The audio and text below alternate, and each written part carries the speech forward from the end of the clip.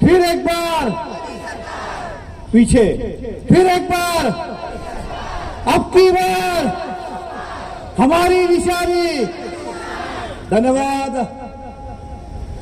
आज के इस बैठक में जाहिर सभा में मंच पे उपस्थित हमारे भारतीय जनता पार्टी महाराष्ट्र प्रदेश की महिला अध्यक्षा आदरणीय चित्राताई वाघ, मंच पे उपस्थित हमारे जिला के अध्यक्ष किशोर जी शर्मा, पूर्व मेयर डिम्पल जी मेहता, पूर्व मेयर ज्योत्सना जी हसनाले, महिला अध्यक्ष भारतीय जनता पार्टी मीरा भाईंदर, अनिताताई पाटिल, हमारे महामंत्री वनिताताई बने, मंच पे उपस्थित हमारे शिवसेना के जिला के अध्यक्ष राजू भोयर जी, 145 विधानसभा के प्रमुख भारतीय जनता पार्टी के रवि व्यास जी, मंच पे उपस्थित 145 शिवसेना के प्रमुख विक्रम सिंह जी, मंच पे उपस्थित राष्ट्रवादी के जिला अध्यक्ष आसिफ शेख जी, उपस्थित सभी मंच पे विराजित सम्मान्य गणमान्य इस मंडल के अध्यक्ष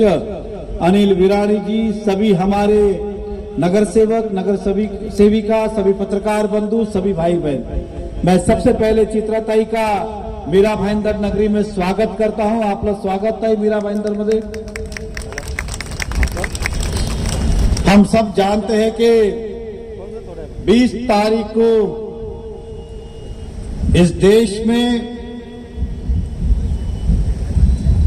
लोकसभा के चुनाव हो रहे हैं और मीरा भाईंदर के अंदर जो चुनाव हो रहे हैं वो 20 मई को हो रहे और हमारे अधिकृत उम्मीदवार है नरेश मस्के जी। नरेश मस्के जी शहर के मेयर रह चुके हैं, नगर सेवक रह चुके, थाना शहर के अलग अलग पदों पे वो काम कर चुके हैं और व्यक्ति जब महापालिका में गटर मीटर रोड से काम करते आता है तो उसे आम आदमी की समस्या का सारा मूलभूत पता होता है। नरेश मस्के जी, मुझे विश्वास है कि इस शहर में अच्छा काम करेंगे, मोदी सरकार में अच्छा काम करेंगे और हम सबको न्याय भी देंगे, ऐसा मेरा मानना है। हम सबका लक्ष्य एक ही है कि अब की बार 400 पार। मैं अक्सर कहता हूं कि 400 पार कोई आंकड़ा नहीं है, हमें कोई घमंड नहीं है, गुरूर नहीं है कि हमें 400 चाहिए इस बार। 400 पार एक सोच है, 400 पार एक विचार है, 400 पार एक आने वाला उज्जवल भविष्य है आपका और हमारा। इसलिए इस बार अब की बार हम 400 पार कहते, केवल आंकड़ों के लिए नहीं कहते। इसलिए 400 पार का लक्ष्य, ये सपना मोदी जी का हो सकता है, लेकिन भविष्य हम देशवासियों का है, इस बात को हमें भूलना नहीं है। इसलिए पूरी ताकत के साथ 400 पार का सपना पूरा करना है। अब हमारे हिस्से में थाने बेलापुर सीट है तो स्वाभाविक है कि 400 के अंदर एक वोट हम अपना भी दे सकते हैं। तो नरेश मस्के जी को जिताना मतलब नरेंद्र मोदी जी को एक वोट इस मीरा भाईंदर की ओर से देना, उस 400 पार के सपने को पूरा करने के लिए। इसलिए आप सबसे विनती करना चाहूंगा, 20 तारीख को केवल अपना ही नहीं, अपने लिए तो सभी लोग मांगते हैं। अगर मैं ये सोचूं कि मेरा भविष्य मोदी जी अच्छा करेंगे, मेरे परिवार का भविष्य मोदी जी अच्छा करेंगे, तो ये तो स्वार्थ की बात होगी। हमें देखना यह है कि मेरे देश का भविष्य मोदी जी अच्छा करेंगे, इसके लिए केवल अपने और अपने परिवार का वोट नहीं, तो अपने क्षेत्र में, अपने बिल्डिंग में, अपने एरिया में जहां जहां आपका संपर्क है, बढ़ चढ़कर हिस्सा लेके हम इस अब की बार 400 पार के अंदर अपनी हिस्सेदारी निभाए, अपनी भागीदारी निभाए, तो अपने साथ साथ अड़ोस पड़ोस के वोट भी आप दिलाएंगे, ऐसी मैं आपसे कामना करता हूं। आज पिछले मैं सोशल मीडिया के माध्यम से देख रहा हूं, चुनाव होने के पहले से चित्राताई महाराष्ट्र के अलग अलग हिस्सों में सुबह एक जगह, दोपहर को एक जगह, शाम को एक जगह, अलग अलग जगह जाके मोदी जी का सपना, देश का सपना पूरा करने के लिए अलग अलग सभाएं ले रही है और वो काम करने में बिलीव करती हैं। और उन्हें मोदी जी पे जितना देश को विश्वास है उन्हें भी है, लेकिन एक बात और भी है कि चित्राताई ने हमेशा अन्याय के लिए लड़ाई लड़ी है। महिलाओं के ऊपर, बच्चों के ऊपर, छोटी से छोटी, बड़ी से बड़ी अगर कोई समस्या आती है तो वो किसी का इंतजार नहीं करती, बिगर बुलाए उनकी सहयोग के लिए पहुंच जाती है। ये उनकी सबसे बड़ी खासियत है और आज हमारे बीच में आई है। हम सबको संबोधित करेंगे। मुझसे बहुत ज्यादा अनुभवी है, वो आपको मुझसे ज्यादा बताएंगे, लेकिन आपसे मैं इतना ही कहना चाहता हूं, नरेंद्र मोदी जी लंबी पारी खेलने आए हैं। वो 2020 खेलने नहीं आए हैं, वो टेस्ट मैच खेल रहे हैं और यकीन मानिए टेस्ट मैच के अंदर भी वो हमेशा नॉट आउट ही रहेंगे। इसलिए आप सबसे विनती है कि अगर हमें लगता है कि हमारा देश का भविष्य और उज्जवल बने, जो मोदी जी का सपना है, हमारी तीसरी आर्थिक देश की प्रगति हो, इस तीसरी आर्थिक व्यवस्था, हमारी तीसरे आर्थिक व्यवस्था में हम आए 5वें नंबर से, तो हम सबको लिए करना होगा।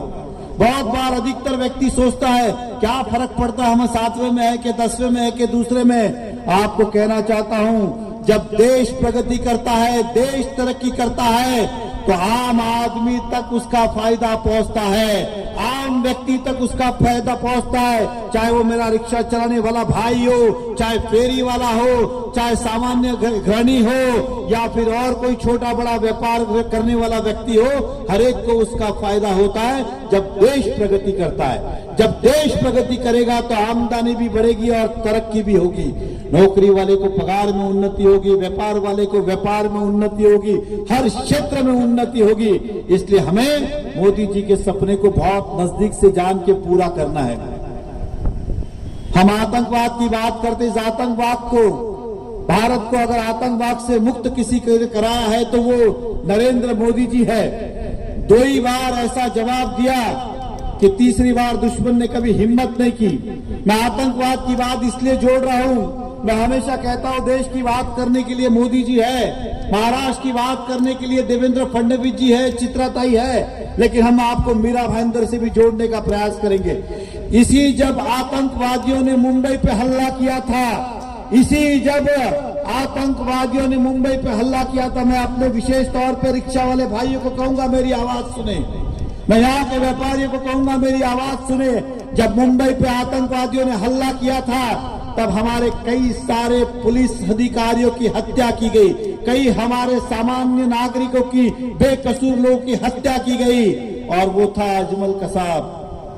और जब कसाब को शिक्षा हुई फांसी की तो हमारे लिए कितनी शर्म की बात है, क्योंकि वो नेता किसी भी पार्टी का नहीं, कांग्रेस पार्टी का था। तब भी हमारे प्रति भी देखने का नजरिया लोगों का बदला कि इसी मीरा भाईंदर का कांग्रेस का नेता कहता है कि अजमल कसाब को फांसी मत दो, जिन्होंने कई पुलिस वाले को शहीद किया, कई बेकसूर लोगों को मारा। और वैसे लोगों की तरक्की करने आते हैं, तरफदारी करने आते हैं यहाँ के कांग्रेस के नेता, तो ये उन्हें भी जवाब देने का मौका मिला है। तो आप सबको आतंकवाद का समर्थन करने वाले को भी जवाब देना है। मुझे नहीं पता था क्या रिश्तेदारी थी अजमल कसाब की और कांग्रेस की, लेकिन उसके लिए आप माफी की बात कर रहे हो, कितनी बेशर्मी की बात थी। इसलिए आपको कहना चाहूंगा इस बात को हमें भूलना नहीं है, इस बात को गाढ़ बांध के रखना है। मैंने ताई से कहा कि इस तरफ हमारे हिंदू भाई, इस तरफ मुस्लिम भाई। मैं कांग्रेस के समर्थकों को कहना चाहता हूं, राजन बेचारे की उस बात को कैसे भूल सकते हैं।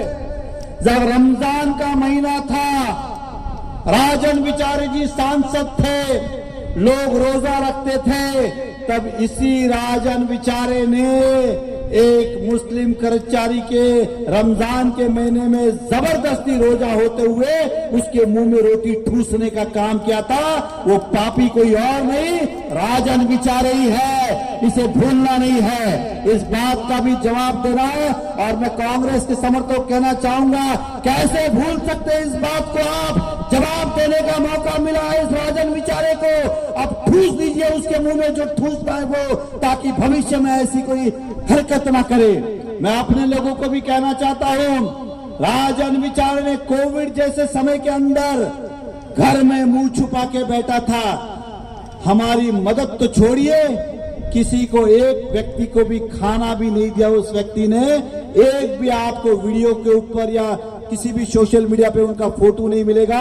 कोविड के अंदर हम झुलझ रहे थे, हम बैग ढूंढ रहे थे, हम ऑक्सीजन ढूंढ रहे थे, हम रेमडेसिविर इंजेक्शन ढूंढ रहे थे, तब इस राजन विचारे ने कभी मीरा भाईंदर में नहीं कहा।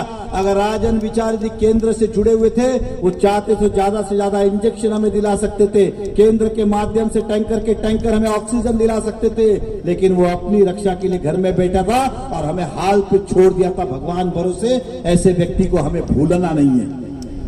और आज हम सब अपने आप में गौरवान्वित करते और कहते हैं कि जय श्री राम। ये अगर हमारा सपना 500 वर्ष का भी किसी ने पूरा किया है तो वो नरेंद्र मोदी जी ने किया है, और इस बात का गर्व है, अभिमान है, कोई शर्मिंदगी नहीं है।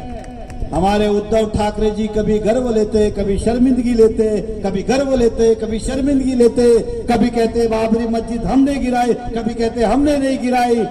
मतलब समय के साथ बदलते हैं, ऐसे लोगों को भी समय के हिसाब से सबक सिखाने का टाइम आ चुका है।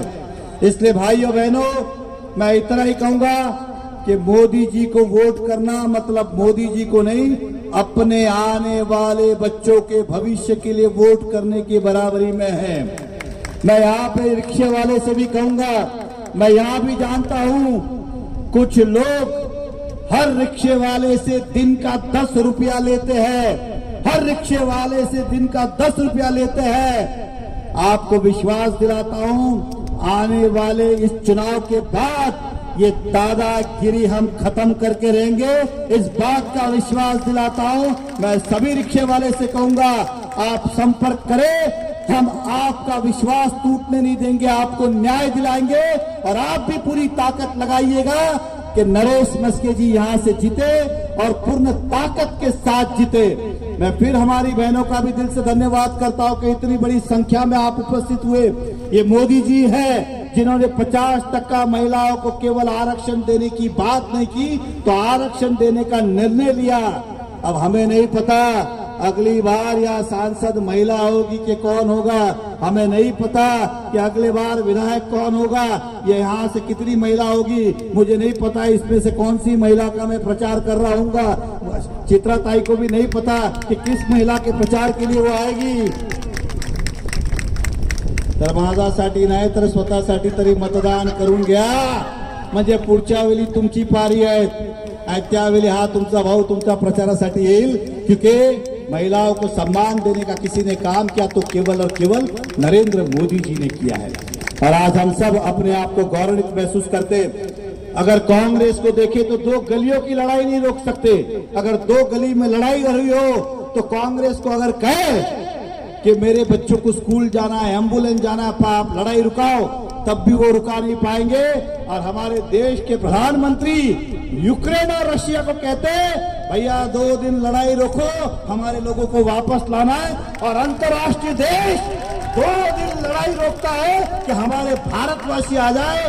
तो आप सोचिए, मोदी जी ने केवल देशवासियों को सुरक्षित नहीं किया है, दुनिया के किसी भी कोने में अगर हमारा हिंदुस्तानी कोई भारतीय है तो वो सुरक्षित है मोदी जी के राज के अंदर। इस बात का अभिमान और गर्व करना चाहिए। तो कांग्रेस और उद्धव ठाकरे के लोग इस बात की निंदा करते, हमारे प्रधानमंत्री को अपशब्द कहते। आप में से कितने लोगों को लगता है, आप में से कितने लोगों को लगता है जब नरेंद्र मोदी जी अंतर्राष्ट्रीय जाते और जब उनका सम्मान होता है, लोग उनको नमन करते, हाथ जोड़ते, तब आप में से कितने लोगों को लगता है कि ये हम सबका अभिमान है, हम सबका गर्व है? हाथ ऊपर करके बताए। हमें लगता है कि ये सम्मान हमारा है, लेकिन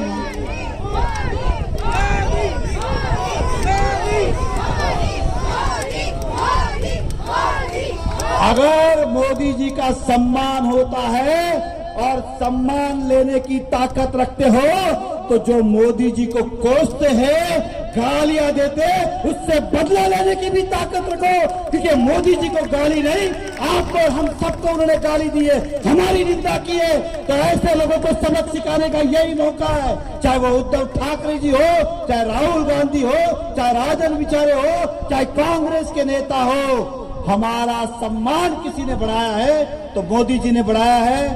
शायद देखिए क्या है, नरेंद्र में भी इंद्र है, देवेंद्र में भी इंद्र है, और इंद्र मेरी आवाज सुन के यहां तक पहुंच गए। आप कम से कम पोलिंग बूथ तक पहुंचे। मैं सभी यहां से कहना चाहता हूं, आप कम से कम पोलिंग बूथ तक पहुंचे।